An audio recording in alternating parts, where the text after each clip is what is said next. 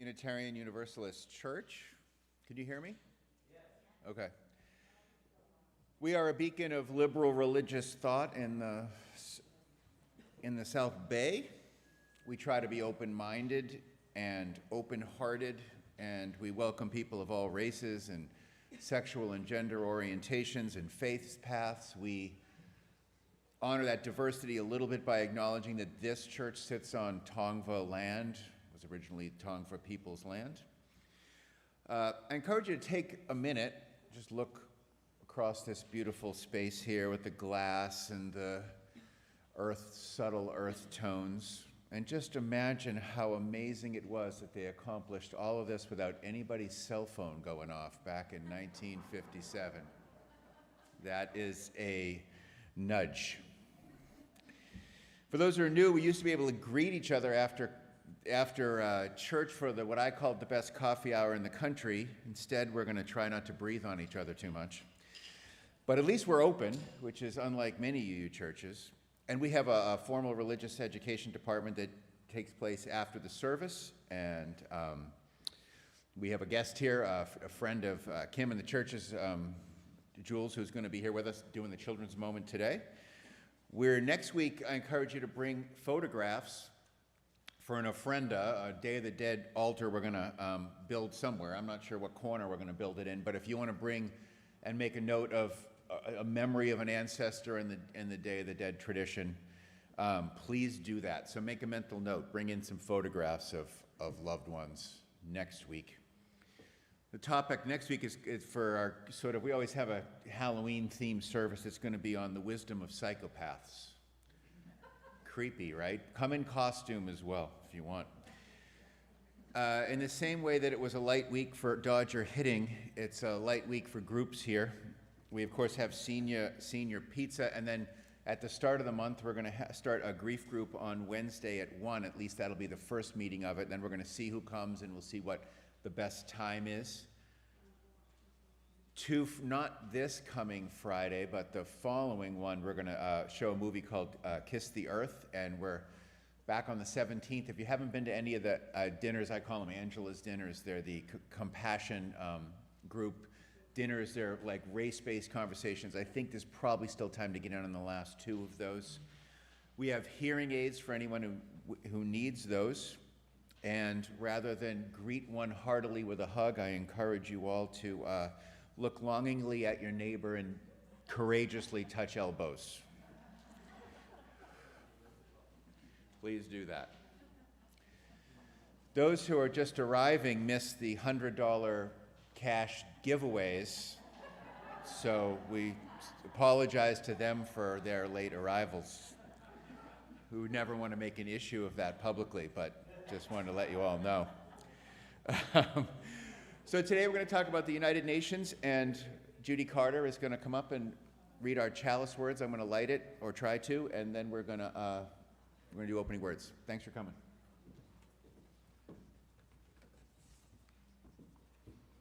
Our chalice lighting today is by Reverend Amy Zucker Morgenstern. May this flame be for us the beacon of truth, guiding us safely out of storms of confusion and illusion. May it be the chalice of mystery, coming from we know not where, disappearing we know not where, yet with its beauty, reminding us to abide in beauty. May this flame be for us the hearth fire of home, welcoming us into the warmth of family and friendship. May it be the warmth of compassion, inviting our hearts to open to everyone's story. May it be the burning brand of justice, leading us boldly toward a better tomorrow. And then our opening words, a rare act of faith. Today, in the UU world, and the world in general, is UN Day. Every year on October 24th, the day that commemorates the anniversary of the creation of the UN in 1947 is UN Day. It was brought to life by a Unitarian lawyer, a Unitarian lawyer. In the UU world, the Sunday closest to October 24th is also UN Day. Each year, congregations are encouraged to have a service and to reaffirm, really celebrate those shared aims and values between these two groups. The 2021 theme is entitled All In for Justice, Climate Justice, Food Equity and Sustainability. And much to Carolyn's chagrin, Steve is not going to talk so much about the climate and sustainability, which we are showing a movie about on Friday, November 5th, here at 7 p.m. called Kiss the Ground, which Steve mentioned. Today, the focus is on the UN and our connection to it. We will see a video overview on the history and work of the Unitarian Universalist Association office at the United Nations, and give ourselves an opportunity to think about our history and global governance in general. So, unless you sneak out, you're going to get a dose of that. Let's sing, or at least mumble along, not breathing too hard, to Enter, Rejoice, and Come In, which will be on the screen. Please keep masks on everyone.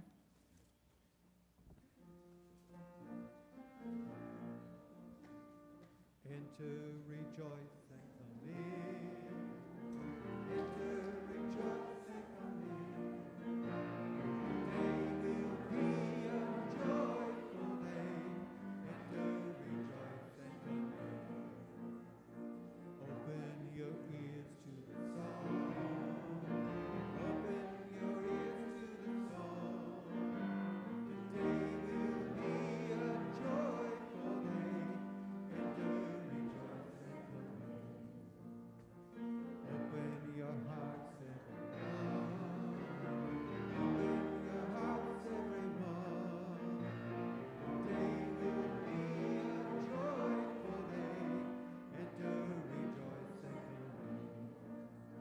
Don't be afraid of the change. Don't be afraid of the change. Today will be a joyful day. Enter, rejoice, and come in. Here we go.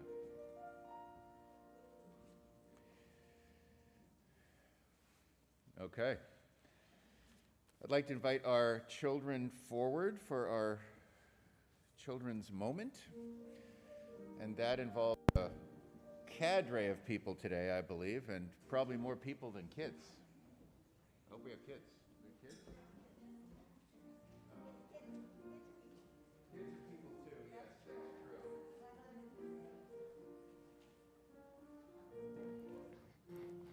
Okay. Good morning, church. So we wrote this for the little ones, and we're just going to hold space that the little ones are here, and the rest of you can pretend that you're between 1 to 5th grade. And this is the first time that you're hearing about the United Nations. So we have some of our church friends to help us understand a little bit more about what the UN does and the history of it. So a little over 100 years ago, there was a big war where all of the countries were fighting each other. And then somebody said, hey, after 4 years of fighting, we should start an organization that helps people to get along. And they called that group the League of Nations. And it worked for a little while, and then they got in bigger disagreements.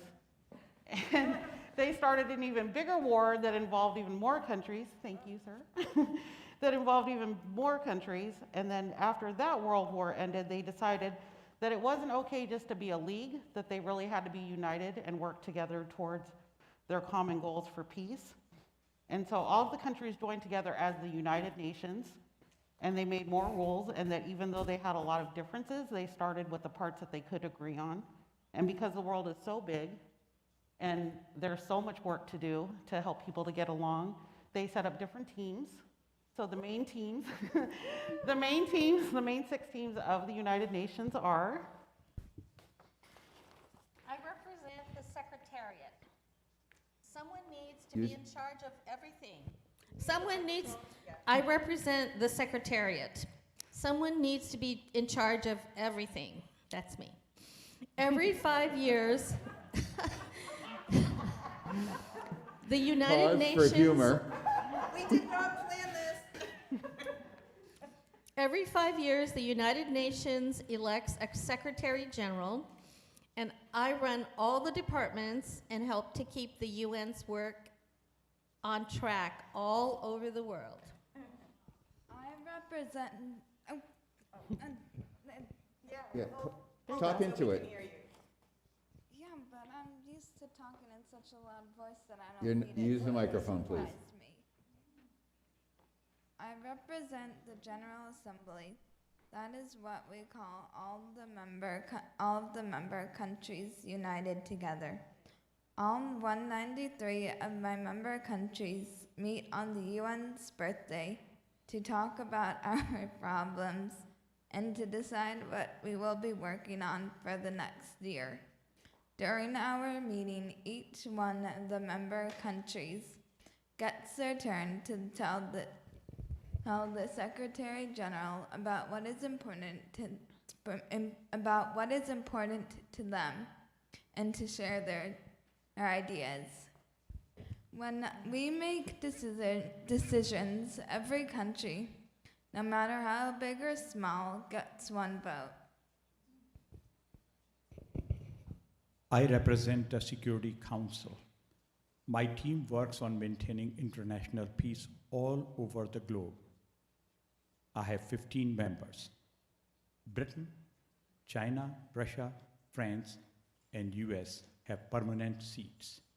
The other 10 seats go to other countries who each have to take their turn to be on the council for 2 years.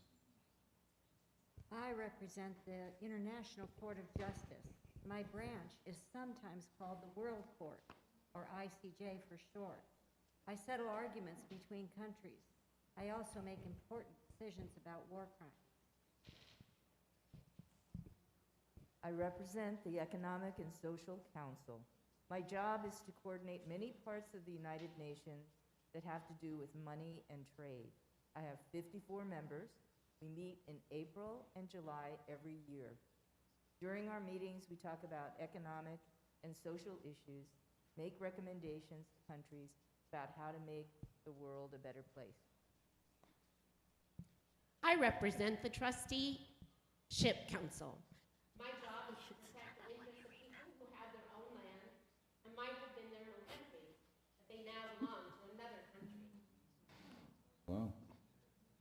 Okay, and the main purpose of all these teams working together is to maintain peace and security, to develop friendly relations, to help nations work together to solve problems and improve the lives of all people, especially by helping the poor, fighting hunger and disease, and supporting everyone's rights and freedoms, and to be a center for harmonizing nations to achieve the UN's goals for every nation to do well, economically, socially, and culturally.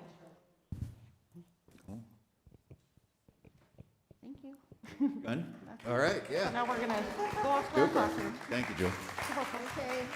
Now we can all play. Okay. We're going to sing out our children with our Singing Out Our Children's song.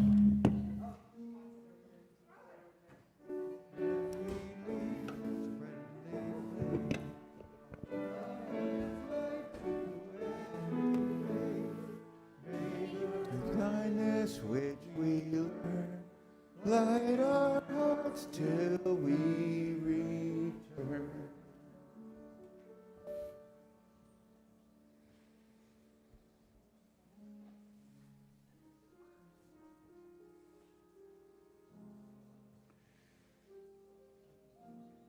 I'm not sure how comfortable we are singing, probably not, but if you keep to a minimum, we got Gathered Here, which is a nice slow song to center us. Hey.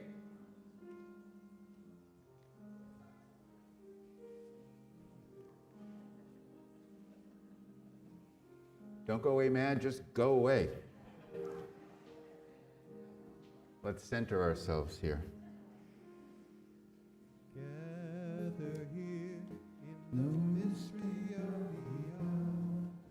Gathered here in one strong body.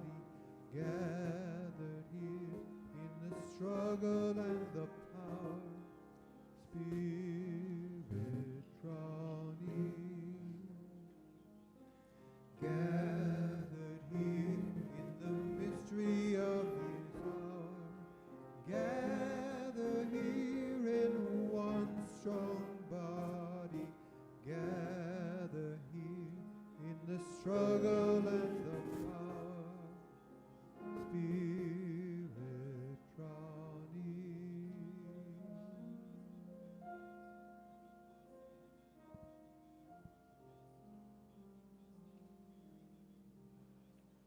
Can we do that one more time?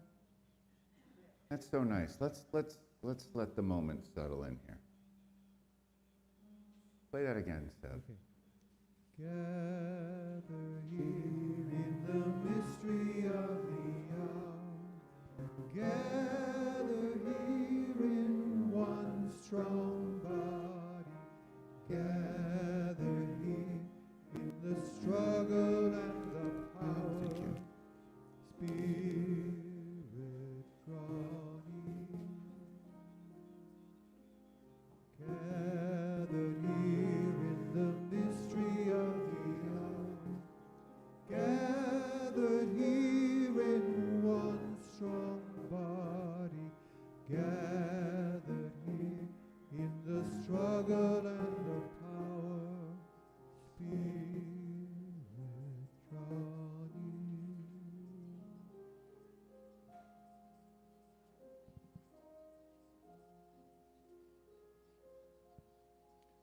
Good.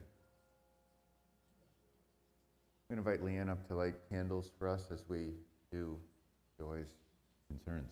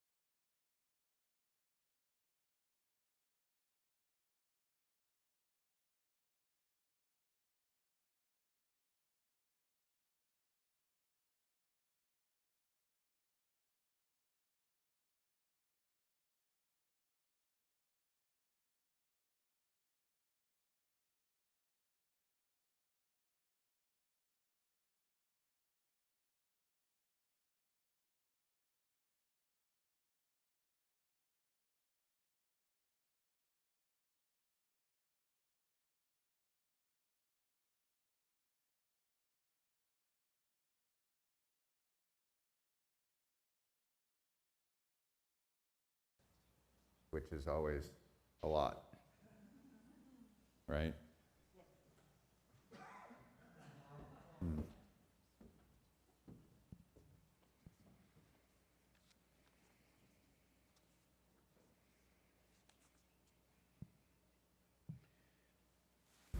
We're going to draw again from Amy Zucker Morgenstern. This is a prayer. Kelly put together some great visuals, and we have some music behind it for Indra's net. I think you'll enjoy this. The Hindu god Indra is said to have created reality as a great net, with jewels at each intersection of the threads. Every jewel is reflected in every other. And they are all connected by the infinite, intricate web.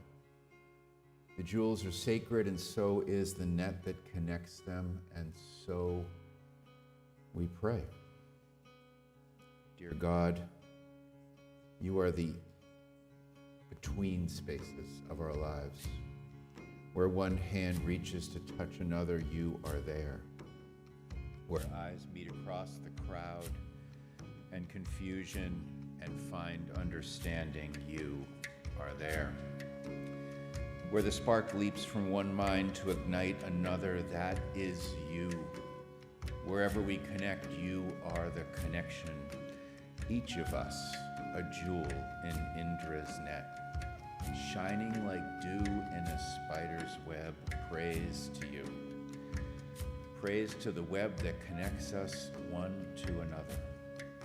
When we are in the in-between, on our way from the intolerable to the unknown, when we defy the categories that small minds invent and dare to imagine something beyond, when we seek others who are on a journey, on a threshold, on the margins, in any of the shimmering intersections of our lives, when we listen to the possibilities whispered within and step into mystery with trust, with fear and trembling, may we find peace, for we dwell in your sacred place.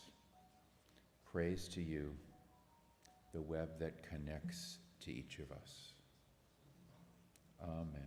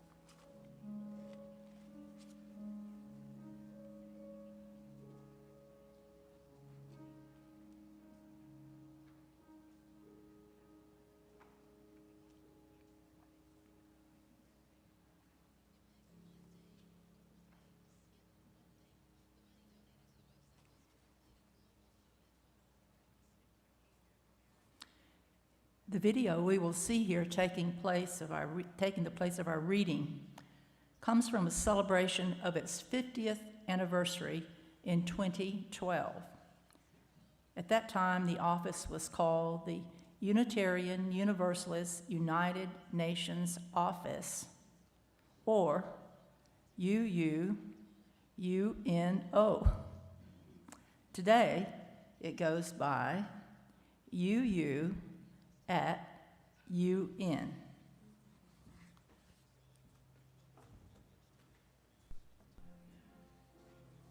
Hi, I'm Andre Brower. Throughout the recorded history of life on Earth, freedom from the violence and destruction of war, and the continuing search for human rights and social justice have eluded us.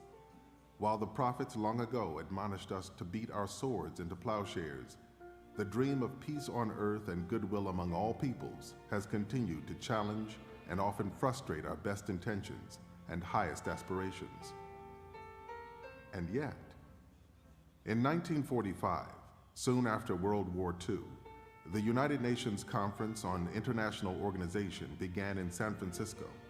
In addition to governments and what would later become member states, non-governmental organizations were invited to assist in the drafting of a charter. It was a heroic effort. And on October 24, 1945, thanks in large part to the leadership of Franklin and Eleanor Roosevelt, that charter became a reality, and the United Nations was officially formed. 50 years ago, inspired by the United Nations and its ambitious charter, Adlai Stevenson II, a Unitarian Universalist who had recently been named ambassador to the United Nations by President John F. Kennedy, contacted Unitarian Universalist President Dana Greeley to urge the establishment of a volunteer envoy system to communicate the values of liberal religion on a global stage.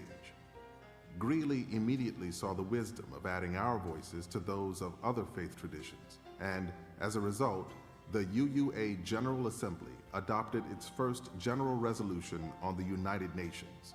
Stevenson urged that the UUA establish an active presence for UUs within New York's international community, and the rest, as they say, is history. From the beginning, the United Nations Charter read like a Unitarian Universalist wish list, saving succeeding generations from the scourge of war, faith in human rights, equal rights for men, women, and children, justice and freedom. All are present in the Charter. It just made sense that a relatively small denomination like ours should seize the opportunity to make our voices heard in what most of us think of as the last best hope for living together with tolerance, protecting our planet, and maintaining peace and security for all people. It's never easy, but the alternatives are just not acceptable. We needed to be present. We needed to be heard. Apart from the Roosevelts, Adlai Stevenson, and Dana Greeley, I credit Reverend Homer Jack and Elizabeth Swayze, who worked together to coordinate our advocacy with the U.S. government in Washington, D.C., and at the United Nations here in New York. We were first located at Community Church in Manhattan, and later at the UN Church Center on UN Plaza, where we continue to operate today. The UUA Office of Social Responsibility used these offices to promote world peace, human rights, disarmament, health, and social issues on very meager budgets. We continue to do more with less, to speak out on the tough issues like HIV/AIDS, the rights of women, sexual orientation and gender identity human rights, freedom of choice, reproductive health, and hunger and climate change. We speak truth to power in ways to get them to listen.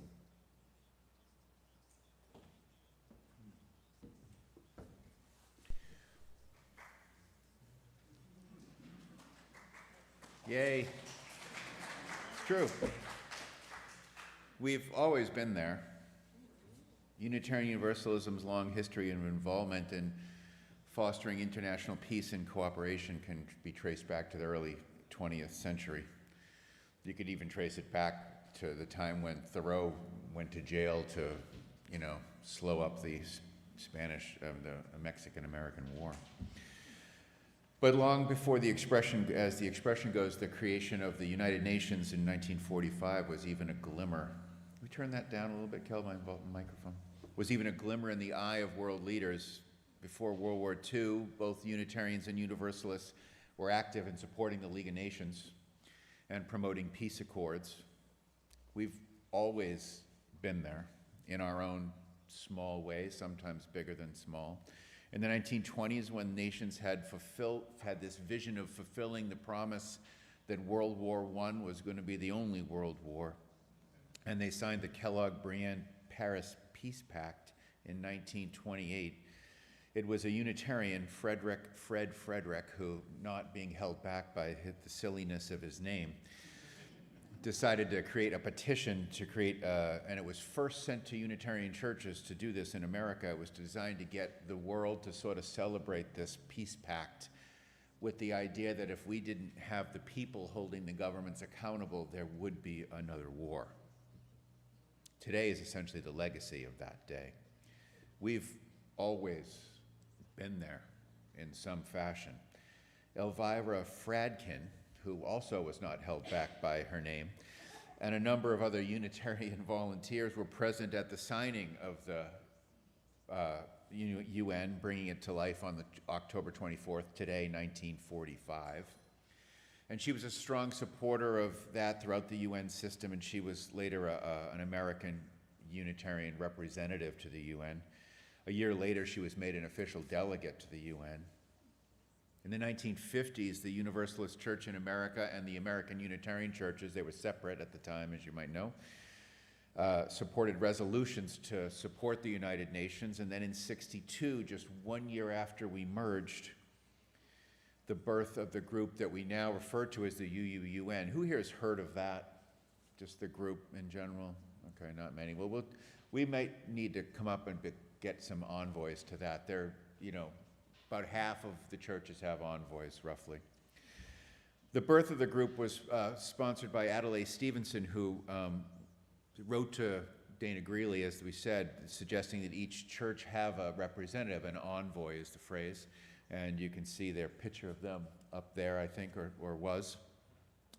And he ran for president, Adlai Stevenson, as you might know, and a Unitarian. So he served as the ambassador to the UN under JFK from '61 to '65. We almost had a Unitarian egghead president. It wasn't even that, not from the 1800s. In 1962, this is working out of a makeshift sort of space at the community church in New York. The first group of people started the UUUN, implementing Stevenson's representatives to get churches to have envoys or representatives there. Elizabeth Swayze and Velva Sabin, also not held back by their names, were two significant women who sent letters to all the UU churches at the time. And in the first 3 years of existence, they ended up having 300 of these representative envoy people. We should join them. Between 46 and 65, all the work done by UUs regarding the UN was conducted on a volunteer basis, and then for a brief stretch from 65 to 70, the UUA allotted funds for UN activities. However, from the 40 years between that time, from 1971 to 2011, all financial support for the UUA to the United Nations office ceased. It wasn't an attack, it just was a funding issue.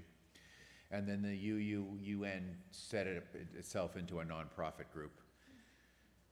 So they were sustained at the community church building in New York.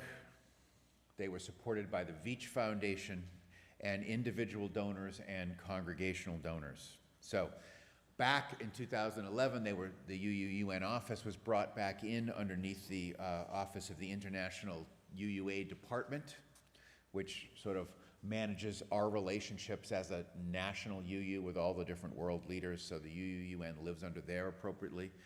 And our office works in association with the United Nations Department of Global Communications. We work closely with them, and we speak with the Service Committee in relationship to that. The Service Committee has projects around the world in different areas trying to support the poor and environmental causes.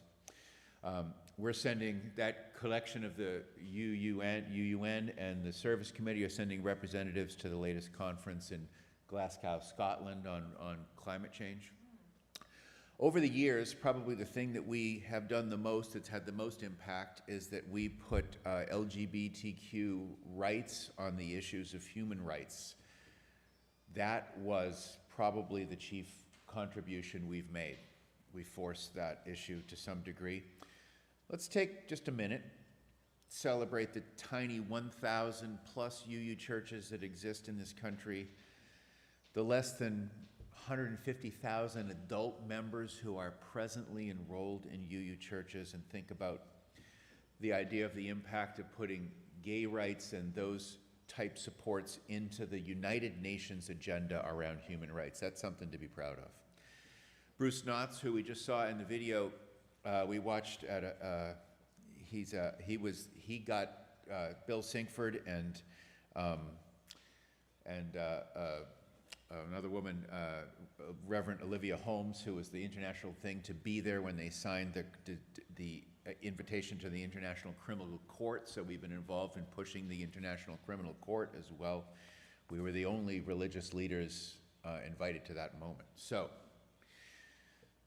our sixth principle, the goal of world community with peace, liberty, and justice for all.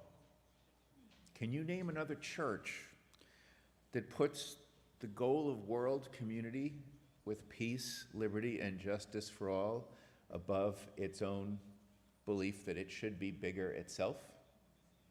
I can't think of any. It's probably no surprise to any of us that UUs have a strong relationship with the United Nations. We kind of, in a way, grew up together. I mean, that we were around long before that. But the Declaration of Human Rights, the very conception of the United Nations, and the merger of the Unitarian Universalists, and the initial description of our principles all took place within a few decades of each other. Both the UUs and the obviously larger UN want to see girls get educated and people get fed. We both want to defend tiny nations against empires. We all both wistfully dream of ending war, kind of like two teenagers passing love letters in class. We like to write covenants and principles and declarations about human rights and cooperation. In 1971, the United Nations General Assembly adopted a resolution recommending that this day, the 24th, we would celebrate it on whatever Sunday's closest, be observed as a public holiday by all member nations in the UN. If you haven't noticed, that really hasn't stuck.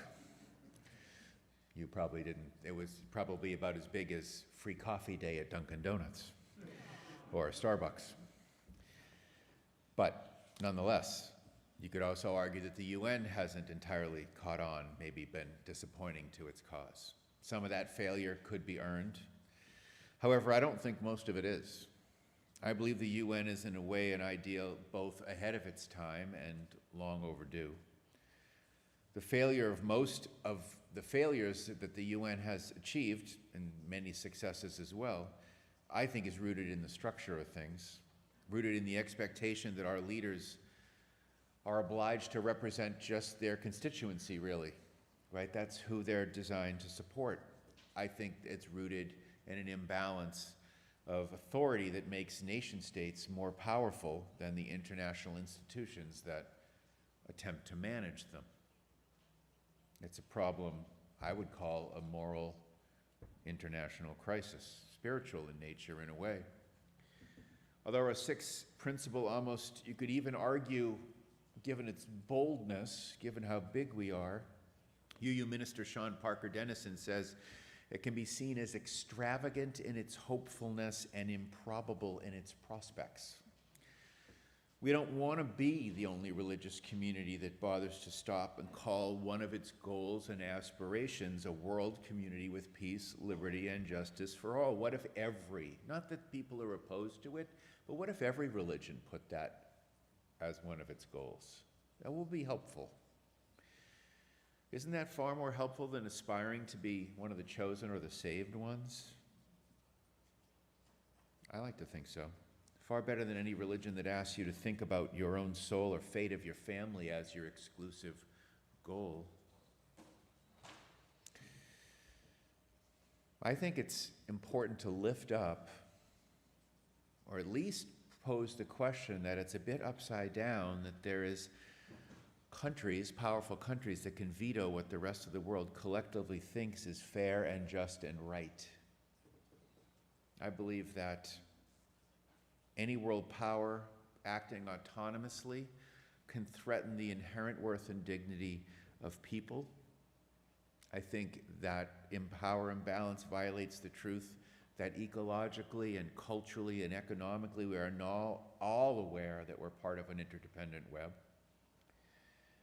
To me, the idea that nations have as much sovereignty over how they pollute and how their human rights are managed is nearly as antiquated as the idea that parents, because they made them, can treat their kids in any fashion they choose. I believe that as we begin to envision a world where the racism and the inequality that drives things are getting unpacked, called out, and as we stumble uncomfortably forward to a deeper understanding of the systematic nature of oppression, the more we will see that imbalance. That's politics. I'm being political. You don't have to agree. But I do believe that we should have stronger global governance. I think the climate exchange in Glasgow, Scotland, they're always noble and big, and then they end up not having enough teeth because there's no force to keep countries accountable. I want the UN to be something that's between hard and impossible to resist. And I believe that day will happen, and it inevitably is going to happen. I believe that despite of the lack of talk about this, it's a far more popular view than most people would expect. The UN is hardly perfect, nothing ever under human control ever is or will be, but stronger global governance and cooperation are necessary, I think we'd all agree, to tackle the problems that are almost never confined to borders. As a simple experiment in expanding our perspective, let's pause and ask ourselves a very few simple series of questions. Is something, I'm going to show you just a list of problems that we face. I didn't really try to bias them, maybe I unconsciously did. And there's no right answer to this, but ask yourself, is this best addressed at the global or at an individual nation-state level? Remove the UN and whatever you think of the UN, and remove any particular country you think of. And let's walk through this little challenging things humanity faces. Climate change, more a international or a local problem? Voting rights and fairness and elections. A health pandemic. The challenge of migrants, refugees, and immigration. The challenge of hunger and poverty. The violation of human rights by authoritarian governments. The threat of a dangerous meteor or comet expected to collide with Earth. It's not a joke. Not a joke. The lack of a traffic light at that hilly intersection on 190 where Flagler Lane comes down and the dog park's over there. Local. I hate that intersection. I believe my point's clarified by what you answered, I think. Contrary to how we approach it, most political problems are not national or generally even local in nature. They're global. Like with many of us have been studying in regards to race, what we've been up to forever here for the last year and a half, sometimes you have to stop and get the way you think about things out of the way we should think about things. As the UN Secretary General Antonio said quite well, our world is fragile. Hurt and pain are near to the surface. It will take the leaders' best selves to do the hard work that's necessary. And some of that, the hardest of that work, is thinking beyond one's own constituency. We have the capacity to turn this place into something that approximates Eden. The answers are present or discoverable, with the most missing ingredient being the international political will to do so. I think we've all seen with the pandemic around us and climate change, virtually undeniable, we are living in a petri dish of evidence that we need to cooperate. Again, as Reverend Sean Parker Dennison says so well, I want us to believe and to live as if we believe that a world community with peace and liberty and justice for all is possible. There is no guarantee that we will succeed, but I can assure you, he says, doing that will improve ourselves and will improve the world by trying. Amen. Yeah. Thanks. We have a video from the UUUN themselves that we're going to see. It's the offertory. And it's another video. Just, here we go. Office of the UN relies on congregational. Please give and generously to the individual life and donations work to of the church. continue its work. Please donate generously to sustain this important presence at the UN. Congregations with at least 5% of their members donating at a supporter level of $60 or more are on their way to achieving the 6th Principal Congregation Award. You can donate through text or online. To give by mobile phone, simply text UN Sunday to 51555. To give online, go to giving.uua.org/UU@UN. Thank you so much for your generosity. Your gifts can truly make a global impact. Thanks.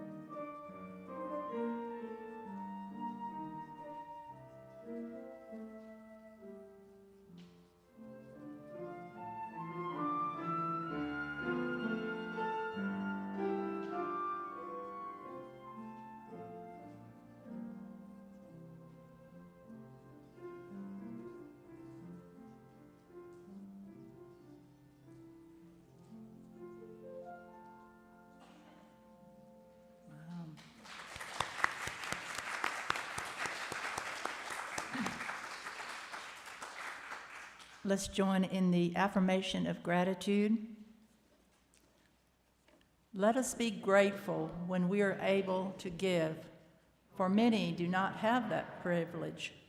Let us also be all those who share their gifts, for we are enriched by their giving. And let us also be grateful even for our needs, so that we may experience the generosity of others.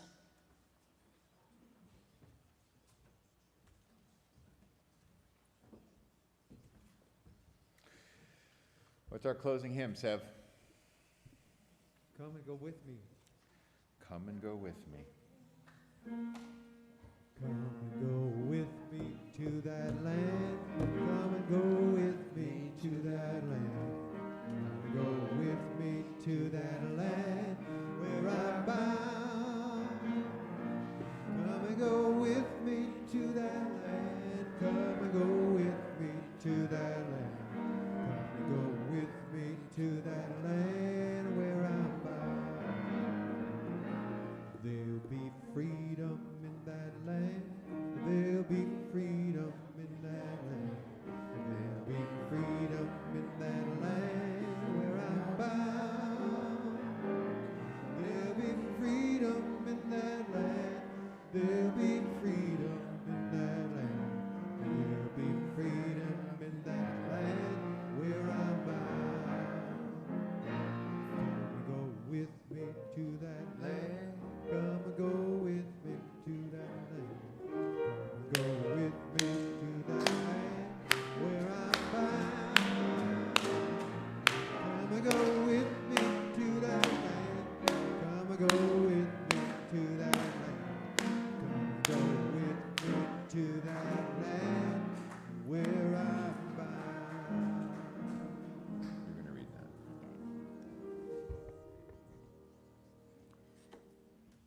This church is dedicated to the proposition that behind all our differences, beneath all our diversity, there is a unity that makes us one and binds us forever together in spite of time and death and the space between the stars.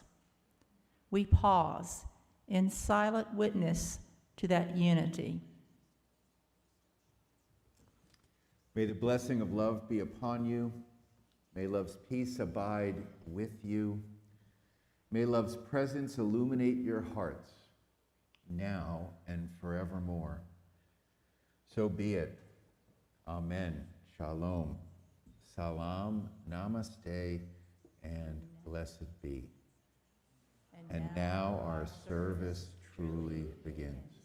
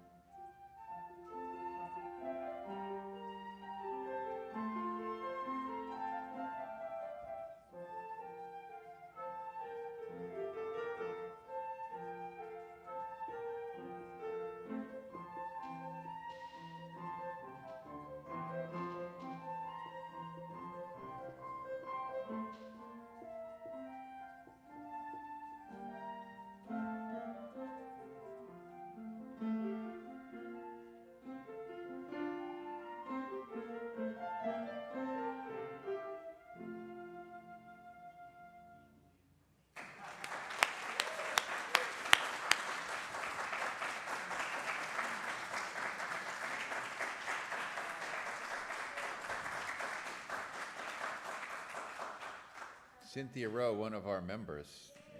Nice job. Yeah. Okay. We're all done.